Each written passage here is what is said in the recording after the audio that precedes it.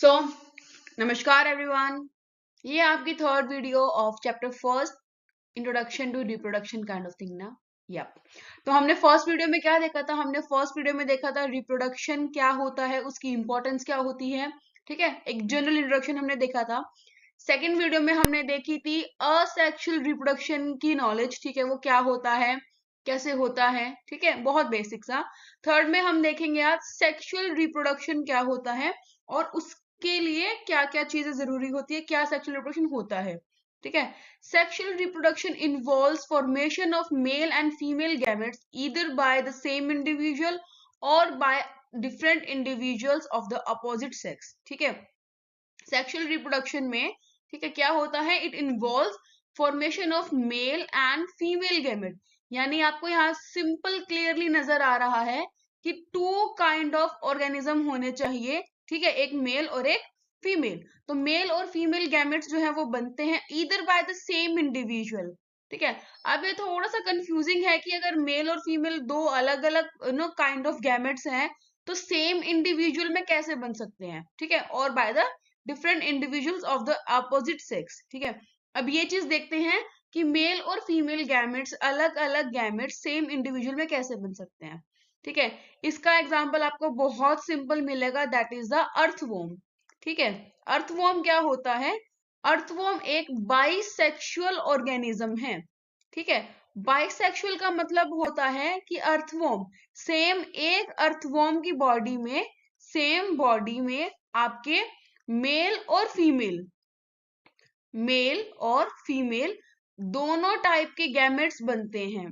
ठीक है, तो ऐसे ऑर्गेनिजम्स जिसमें सेम बॉडी में दोनों सेक्स रहते हैं, दोनों सेक्स अवेलेबल होते हैं, ऐसे ऑर्गेनिजम्स को हम बाइसेक्सुअल कहते हैं।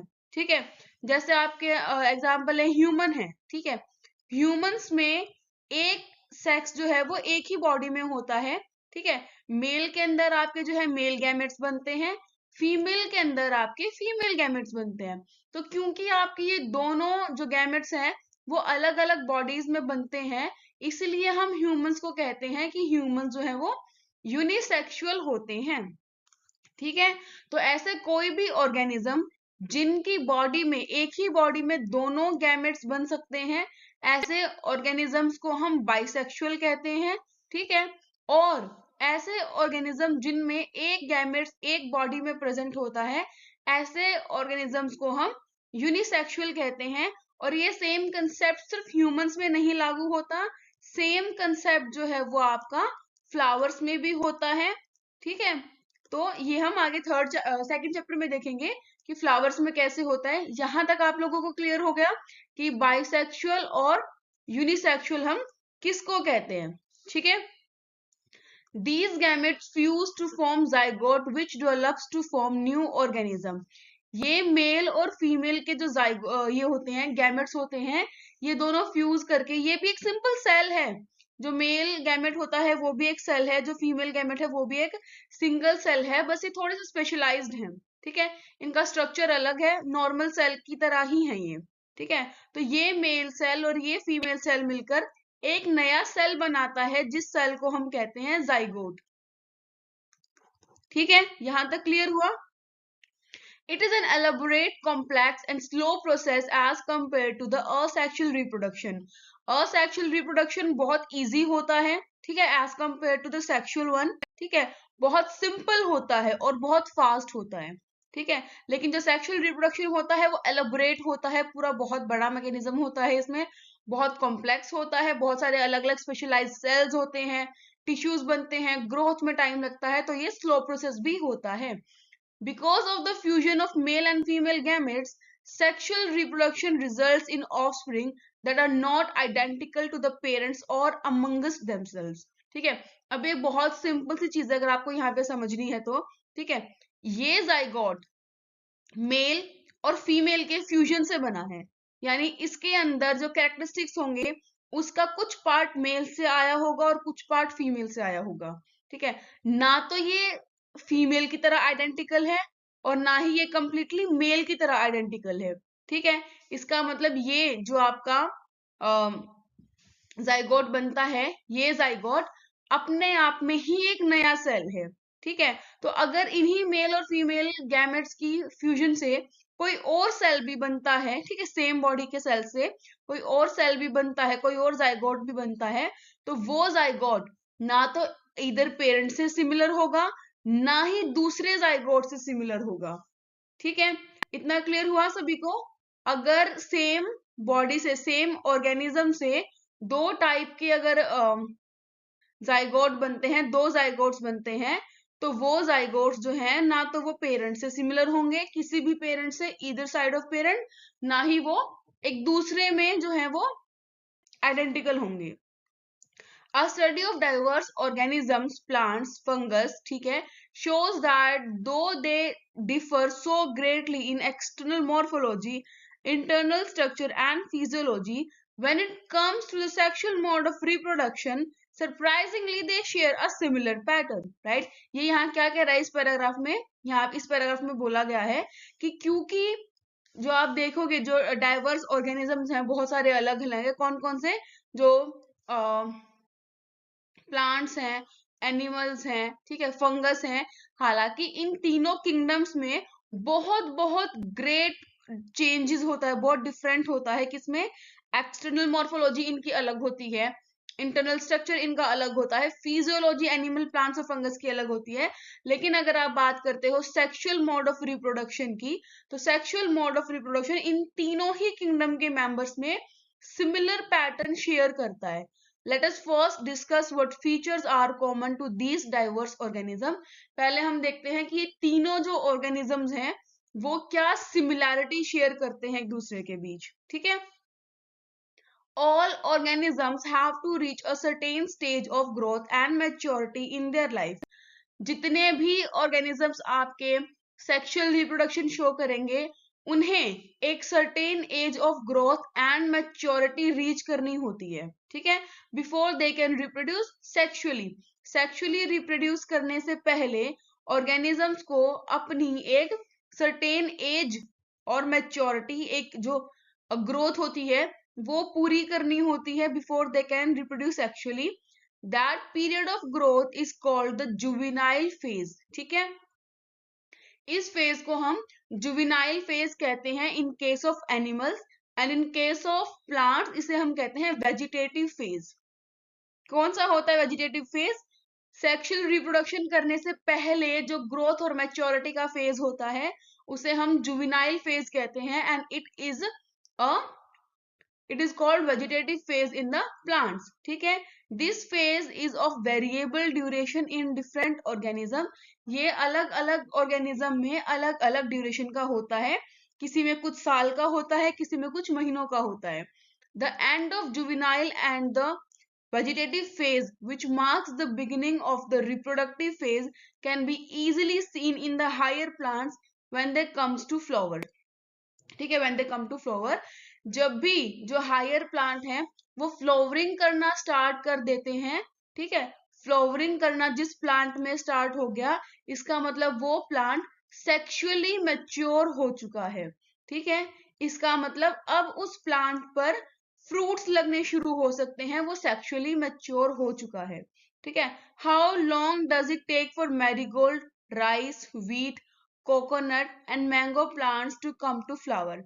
अब ये तो आप लोगों को ढूंढना पड़ेगा, ठीक है, इसके बारे में पढ़ के देखना, सर्च करके देखना कि मैरीगोल्ड, राइस, व्हीट, कोकोनट और मैंगो प्लांट्स को कितना टाइम लगता है सेक्सुअली मैच्योर होने के लिए।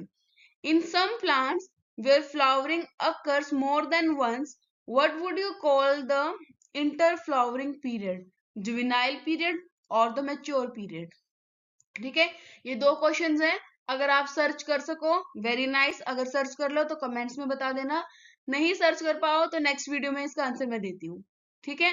तो कौन कौन से दो क्वेश्चंस हैं? एक तो आपको मैरीगोल्ड, राइस, व्हीट, कोकोनट और मैंगो प्लांट्स का जो जुवेनाइल फेज है वो चेक करना है कि वो कितने टाइम का होता है, ठीक है। और आपको ये चेक करना है कि जो plants more than once flowering करते हैं उनका जो इंटर फ्लावरिंग पीरियड होता है उसको आप क्या कहते हैं? जुवेनाइल पीरियड कहते हैं या फिर मैच्योर पीरियड कहते हैं, राइट। तो ये दो क्वेश्चंस हैं, ठीक है, ये सर्च कर लेना। और एक चीज हमेशा याद रखो, एनसीईआरटी में जितनी भी लाइन टू लाइन जो वर्ड्स है ना, नीट के एग्जाम में हमेशा बायो में वही आती है। टोटली वही, राइट। नेक्स्ट देखो, observe a few trees in your area, do they flower during the same month year after year? Why do you think the availability of fruits like mango, apple, jackfruit is seasonal? Right? यहाँ पे ये थोड़ा सा एक point है seasonal का. Are there some plants that flower throughout the year and some others that show seasonal flowering? Okay? तो आपने देखा होगा कि कुछ पौधे, कुछ पेड़ ऐसे होते हैं जो सेम मंथ में ईयर आफ्टर ईयर जो है फ्लावरिंग करते हैं, ठीक है। कुछ ऐसे होते हैं जो साल में 2 बार करते हैं, कुछ ऐसे होते हैं जिन पर हमेशा फ्लावर आते जाते रहते हैं, ठीक है। Plants, the annual and biennial types show clear-cut vegetative, reproductive, and senescent phases, right? But in the perennial species, it is very difficult to clearly define these phases. अब यहाँ पे आपने देखा होगा कि यहाँ पर मैं हाईलाइट करती हूँ, यहाँ पे 3 डिफरेंट वर्ड्स हैं। कौन कौन से? यहाँ पे है वेजिटेटिव फेज, ठीक है, यहाँ पे है रिप्रोडक्टिव फेज, ठीक है, और यहाँ पे है सेनिसेंट फेज, ठीक है। इन तीनों का क्या मतलब होता है? और दूसरी चीज, एनुअल प्लांट्स कौन से होते हैं और बाइनियल प्लांट्स कौन से होते हैं, ठीक है। और यहाँ पर तीसरा वर्ड भी है, पेरिनियल प्लांट्स कौन से होते हैं, ठीक है। तो ये चीजें समझनी बहुत जरूरी होती है कि क्या होते हैं।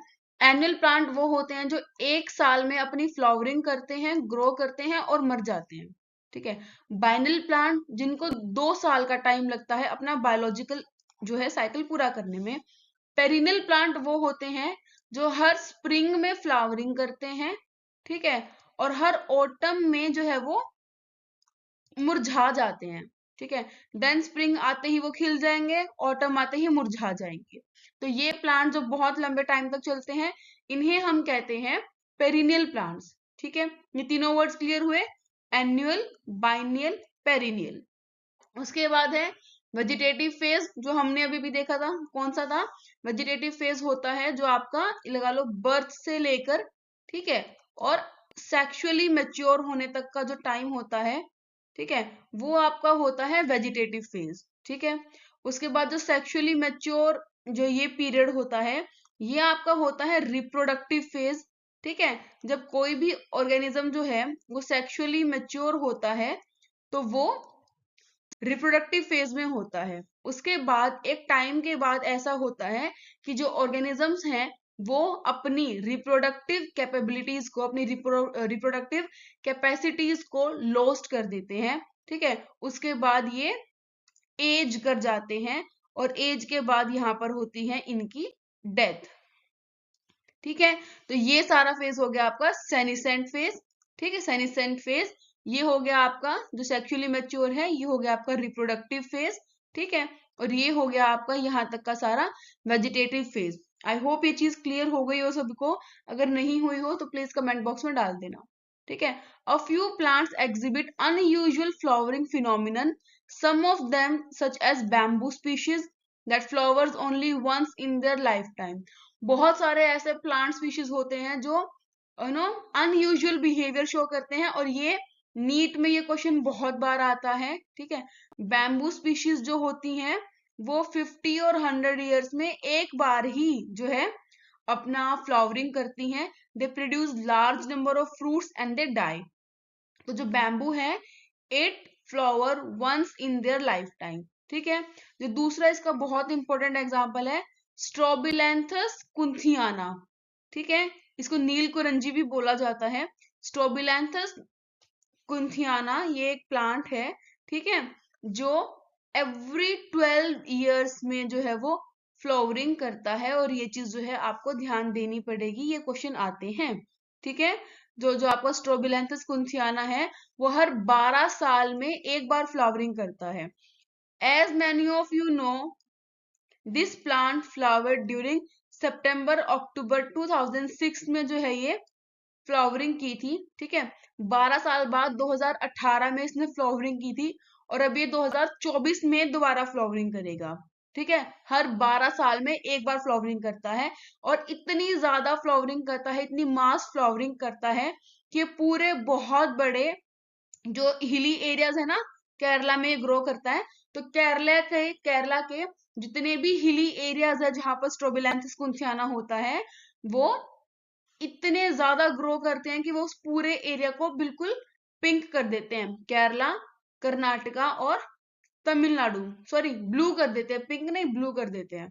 ठीक है, तो इस तरीके का इनकी फ्लावरिंग होती है। ठीक है, blue stretches and attracted a large number of tourist. बहुत टूरिज्म यहाँ पे इस टाइम पे आता है, सितंबर अक्टूबर में। ठीक है, in animals the juvenile phase is followed by morphological and physiological changes. ठीक है, जो एक्टिव रिप्रोडक्टिव बिहेवियर होता है उसके पहले एनिमल्स में मॉर्फोलॉजिकल चेंजेस होते हैं और फिजियोलॉजिकल चेंजेस होते हैं। The reproductive phase is also of variable duration in the different organism. Her organism के अंदर, हर डिफरेंट स्पीशीज के अंदर जो है आपके जो रिप्रोडक्टिव टाइम होता है, जो रिप्रोडक्टिव फेज होता है, वो डिफरेंट होता है। ठीक है, इतना क्लियर हुआ सभी को? Can you list the changes seen in human beings that are indicative of the reproductive maturity? Well, इस क्वेश्चन का जवाब आप सभी के पास होगा और आपको पता भी है, आपने अपने अंदर भी देखे होंगे। जब रिप्रोडक्टिव चेंजेस हो रहे होते हैं उसको, उस टाइम को हम बोलते हैं आपका प्यूबर्टी टाइम। ठीक है, आपने 9th क्लास में 10th क्लास में पढ़ा भी था प्यूबर्टी के बारे में। तो यहाँ पे प्यूबर्टी के टाइम पर जो चेंजेस होते हैं आपके, वो चेंजेस आपके प्री रिप्रोडक्टिव चेंजेस हम उनको एक तरीके से कह सकते हैं। जो रिप्रोडक्टिव एक्टिव रिप्रोडक्टिव बिहेवियर होता है उससे पहले के जो चेंज होते हैं, जब चाइल्डहुड से जो है टीन आ रहा होता है, टीनेज आ रही होती है, उस टाइम पे जो चेंजेस होते हैं उन्हीं चेंजेस को हम प्यूबर्टी में कहते हैं और ये वही चेंजेस हैं जो रिप्रोडक्टिव मैच्योरिटी का इंडिकेट करते हैं। आई होप आपको ये पूरा पैराग्राफ क्लियर हो गया हो। ठीक है, नेक्स्ट है among animals for example birds, do they lay eggs all through the year? क्या एनिमल्स में, जैसे बर्ड्स है, क्या वो पूरा साल अंडे देते हैं? और इज इट सीजनल फिनोमिनन? क्या फिर ये सीजनल है? What about other animals like frogs and lizards? तो बहुत बहुत सारे जो ऑर्गेनिजम्स हैं उनका जो रिप्रोडक्टिव बिहेवियर है वो बहुत अलग होता है। ठीक है, you will notice that birds living in nature lays egg only seasonally. जो आपके बर्ड्स होते हैं वो सीजनली ही एग लेइंग करते हैं। हाउएवर बर्ड्स इन कैप्टिविटी, जो आपके पोल्ट्री फार्म में होते हैं, जो कैप्टिविटी में बर्ड्स होते हैं, they can be made to lay eggs throughout the year. वो केमिकल्स और हार्मोन ट्रीटमेंट होता है जिनकी वजह से पोल्ट्री फार्म में जो बर्ड्स होते हैं वो थ्रू आउट द ईयर जो है वो एग लेइंग करते हैं। In this case egg laying is not related to reproduction but is a commercial exploitation for the human welfare.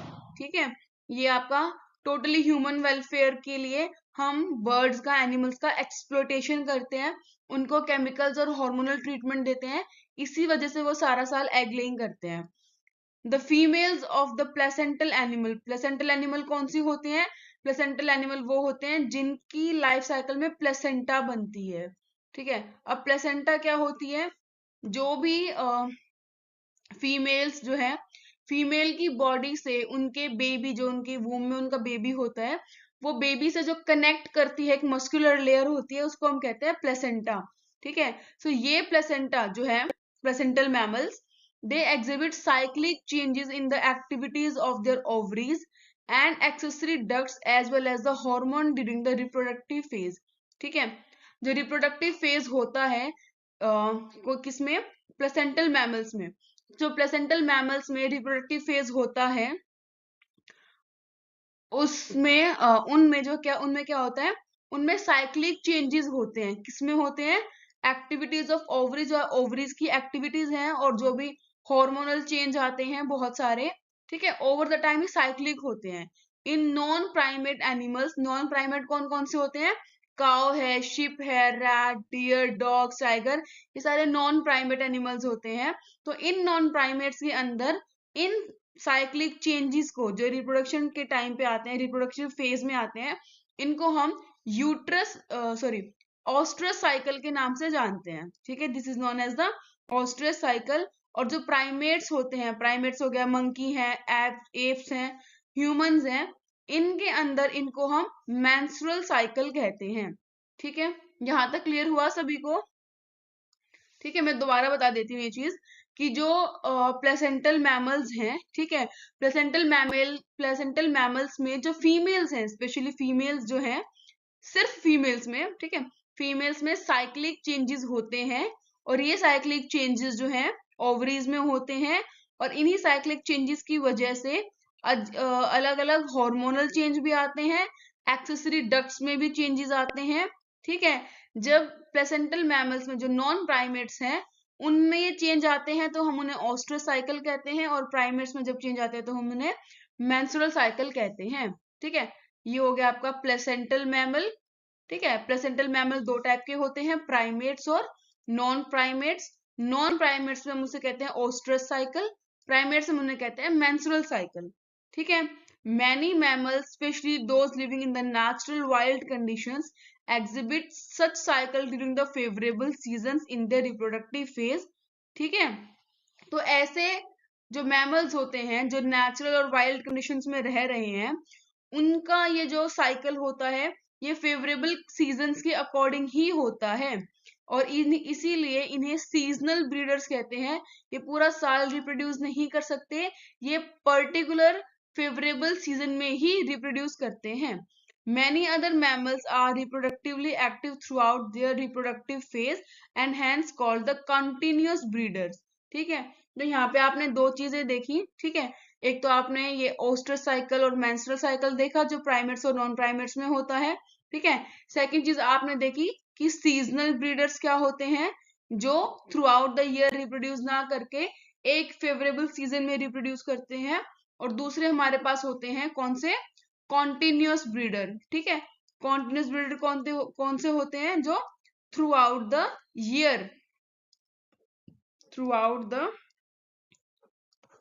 Year reproduce कर सकते हैं, राइट। इस पैराग्राफ में जो हमने नीला और पर्पल कर दिया है, इसमें अगर कोई डाउट हो तो प्लीज कमेंट बॉक्स में डाल देना, राइट। ओके, यहां हम पढ़ेंगे, बहुत सिंपल सी चीज है, that we all grow old, well that's simple, हम सभी जो है ग्रो ओल्ड करते हैं if we live long enough। ये तो जिंदगी की ज्यादा सच्चाई बोल गया, इतना सच भी नहीं बोलना था। is something that we recognize, ठीक है। हम सब ओल्ड होते हैं, ठीक है, पता है हम सभी को, हम सभी बूढ़े होते हैं, बताने की जरूरत नहीं थी। But what is meant by growing old, well हम बूढ़े होते हैं, लेकिन बूढ़े होने का मतलब क्या है। The end of reproductive phase can be considered as one of the parameter of the senescence और द ओल्ड एज, ठीक है। अब गूगल हमसे ये भी पूछेगा ओल्ड एज बताओ भाई, ओल्ड एज क्या होती है, किसको आप ओल्ड एज कहते हैं। क्या अनिल कपूर ओल्ड है, पता नहीं, okay. So the end of reproductive phase can be considered as one of the parameter of the senescence or the old age, ठीक है। There are concomitant changes in the body like slowing of metabolism during the last phase of the lifespan, and this old age ultimately leads to the ultimate inevitable truth, that is the death, right, ठीक है। अब इसमें है क्या, हम इसमें पढ़ेंगे क्या, थोड़ा ध्यान दे लो।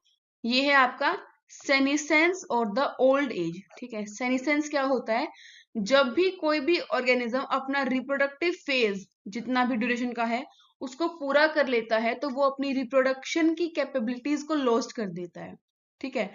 जब कोई भी ऑर्गेनिज्म अपनी रिप्रोडक्टिव कैपेबिलिटीज को लॉस्ट कर देता है नेचुरली, ठीक है, ओवर द टाइम की बात हो रही है यहाँ पे, ठीक है। तो ओवर द टाइम जब रिप्रोडक्टिव कैपेबिलिटीज को लॉस्ट कर देता है कोई भी ऑर्गेनिज्म, तो उसकी बॉडी में चेंजेस होते हैं, राइट। जैसे जब आप वेजिटेटिव फेज से जब रिप्रोडक्टिव फेज में आए थे तो कुछ मॉर्फोलॉजिकल चेंजेस हुए थे जो प्यूबर्टी पर होते हैं, ठीक है। ऐसे ही रिप्रोडक्टिव फेज से ओल्ड एज में जाते हुए कुछ चेंजेस होते हैं, ठीक है। और इसी चेंजेस को जो है एज अ पैरामीटर यूज किया जाता है टू कंसिडर कि हाँ भाई अब आप बूढ़े हो रहे हो, ठीक है। अब आपका सेनेसेंट फेज शुरू हो रहा है, रिप्रोडक्टिव फेज जो है वो खत्म हो गया है। In both plant and animals hormones are responsible for the transition between the three phases. Vegetative phase से जब रिप्रोडक्टिव फेज आते हैं तो भी यहाँ पर हॉर्मोन्स का सारा काम होता है, ठीक है। हॉर्मोन्स होते हैं जो यहाँ पर सारे चेंजेस लाते हैं, ठीक है। ऐसे ही जब रिप्रोडक्टिव फेज से ओल्ड एज जाता है तो भी आपका सारा काम होता है हॉर्मोन्स का, ठीक है। Interaction between the hormones and certain environmental factors to regulate the reproductive process and the associated behavioral expression of the organism, ठीक है। तो ये सारा का सारा जो भी केमिकल प्रोसेस होता है, सारा हार्मोनल प्रोसेस होता है ये, ठीक है। वेजिटेटिव फेज रिप्रोडक्टिव फेज में जाने के लिए और रिप्रोडक्टिव फेज से देन ओल्ड एज में आते वक्त, राइट। अब सेक्सुअल रिप्रोडक्शन तो हमने इंट्रोडक्शन पढ़ लिया कि वो एक टू ऑर्गेनिज्म जो है उसमें यूज होते हैं, ठीक है। दो अलग अलग सेक्स होते हैं, मेल और फीमेल होते हैं, दो अलग अलग, राइट। अब हम पढ़ेंगे कि वो जो प्रोसेस होती है, जो सेक्सुअल रिप्रोडक्शन होता है, उसमें इवेंट्स क्या क्या होते हैं, right. So after attainment of maturity, sexually mature होने के बाद all sexually reproducing organism exhibit events and processes that have remarkable fundamental similarities, right। अब यहाँ पे रिमार्केबल वर्ड क्यों यूज किया गया है यहाँ पे रिमार्केबल वर्ड इसलिए यूज किया गया है क्योंकि जो भी हमारे पास 3 किंगडम है, कौन कौन से, फंगस हो गया, ठीक है, आपका प्लांट्स हो गए, ठीक है, और आपके एनिमल्स हो गए, ठीक है। इन तीनों के तीनों ग्रुप्स के अंदर, इन तीनों के तीनों किंगडम्स के अंदर मॉर्फोलॉजिकल और फिजियोलॉजिकली बहुत बहुत डिफरेंस है। लेकिन जब सेक्सुअल रिप्रोडक्शन का पॉइंट आता है तो ये तीनों बहुत फंडामेंटल सिमिलैरिटी शो करते हैं, ठीक है। इसलिए यहाँ पे वर्ड रिमार्केबल यूज किया गया है, ठीक है। Even though the structures associated with the sexual reproduction are indeed very different, ठीक है। जो सेक्सुअल रिप्रोडक्शन के लिए जो स्ट्रक्चर्स यूज हो रहे हैं, जो ऑर्गन, जो सेल्स यूज हो रहे हैं, वो डिफरेंट है, लेकिन जो प्रोसेस है, जो फंडामेंटल है, वो इन तीनों चीजों में सिमिलर है। The events of sexual reproduction though elaborate and complex follow a regular sequence, ठीक है। हालांकि प्रोसेस एलोबरेट है, कॉम्प्लेक्स है, लेकिन फिर भी एक रेगुलर सीक्वेंस को ही फॉलो करती है। Sexual reproduction is characterised by the fusion और the fertilisation of male and female gametes. यहाँ पे आपको एक डेफिनेशन काइंड ऑफ थिंग यहाँ पे आपको मिलेगी, क्या मिलेगी कि फर्टिलाइजेशन क्या होती है। फर्टिलाइजेशन इज द फ्यूजन, ठीक है, किसका, मेल और फीमेल गैमेट्स का, टू फॉर्म द जाइगोट, ठीक है। सिंगल सेल मेल और फीमेल गैमेट फॉर्म फ्यूज करके एक एक जाइगोट जो है वो बनाता है, ठीक है। एंड एम्ब्रियोजेनेसिस, ठीक है, ये सारा यहाँ पे होता है। For convenience these sequential events may be grouped into three distinct stages। Convenience के लिए इन तीनों इन बहुत सारे इवेंट्स को हमने 3 डिस्टिंक्ट स्टेजेस में जो है डिवाइड किया गया है, ठीक है। इन तीनों को डिवाइड किया गया है, कौन कौन सी, it is pre fertilisation, fertilisation and post fertilisation, ठीक है। ये हमारे पास 3 टाइप की 3 डिफरेंट स्टेजेस हैं, कौन कौन सी, फर्टिलाइजेशन, प्री फर्टिलाइजेशन, ठीक है, एंड पोस्ट फर्टिलाइजेशन, ये 3 चीजें हैं आपके पास। तो इन तीनों चीजों के लिए हम अलग अलग वीडियो बनाएंगे, बहुत लंबा हो जाएगा वरना, ठीक है। एक प्री फर्टिलाइजेशन के लिए, एक फर्टिलाइजेशन के लिए, एक पोस्ट फर्टिलाइजेशन इवेंट के लिए, और इस वीडियो के साथ हम चैप्टर को एंड करेंगे। सो आई होप यहाँ तक आप सभी को चीजें जो है वो क्लियर हो गई हो, ठीक है।